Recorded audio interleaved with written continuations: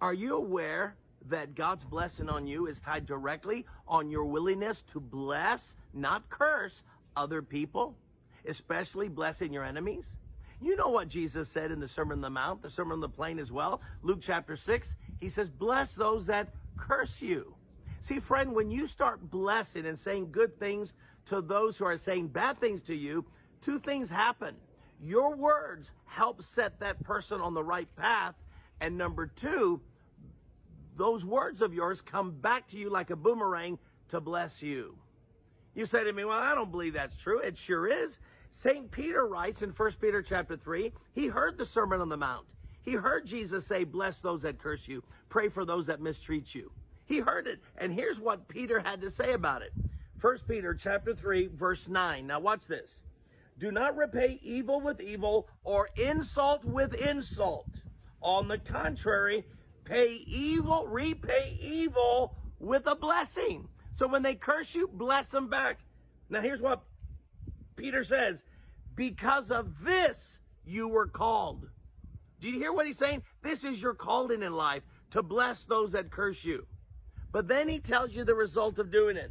The last part of verse 9, so that you may inherit a blessing. You're the one that's going to be primarily blessed by blessing others. There's power in blessing other people. Don't get tempted to curse and insult those who are cursing and insulting you. I remember hearing this story about Pastor Kerry Cookwood, and he tells a story about him coming to his church. He normally would come to have just a time of private prayer with God. And as he drove up to the church, he noticed a pickup truck was there. His secretary was there too. And as he got into the church, he saw the man talking to the secretary. Immediately, the secretary left the man and said, Pastor, this man wants to talk to you, but I'll get rid of him. I know this is your time of prayer. He nodded and said, thank you. And as he was walking away, the Holy Spirit tugged on his heart. He said, go and talk to this man. So he did. He went over and the man introduced himself as Thomas. Pastor Kerry said, I'm Pastor Kerry. How may I help you?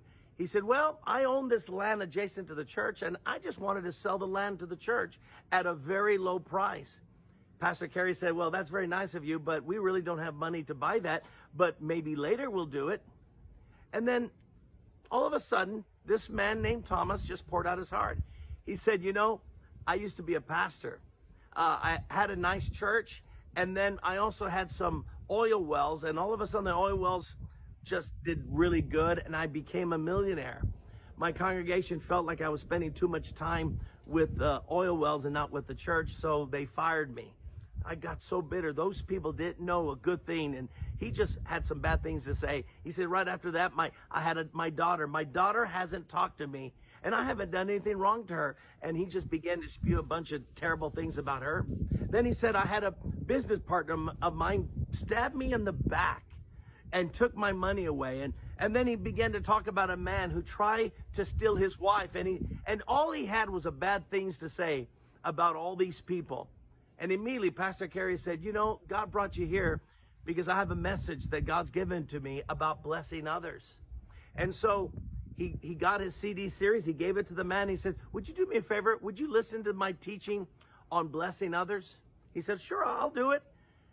Within 24 hours, he gives the pastor a call the next day. He says, it worked. My daughter just called me up and she says she wants to come back home. I started just to bless her. He started getting excited. A couple of days later, he gives the pastor a call and said, it's working more. My old business partner that stabbed me, guess what he did? He called me up to apologize. He's just getting all excited about his walk with God. He gave the pastor a call several days later and said, the man who tried to steal my wife, he hasn't called or apologized, but something better has happened to me. After blessing him, I started to have a lot of love and compassion for him. Isn't that the greatest miracle of all? You see, friend, I know when you get hurt and someone says something bad, I know how it feels. I've had a lot of people say bad things. They've said bad things and lies in the press. They've lied on social media. They just say things to hurt me. But I know it's the devil's way to try to get me to curse them. But God has showed me, no. You have to take the high road. As I bless those that curse me, I've seen God's blessings on my life. And friend, I believe God is challenging you right now to do just that.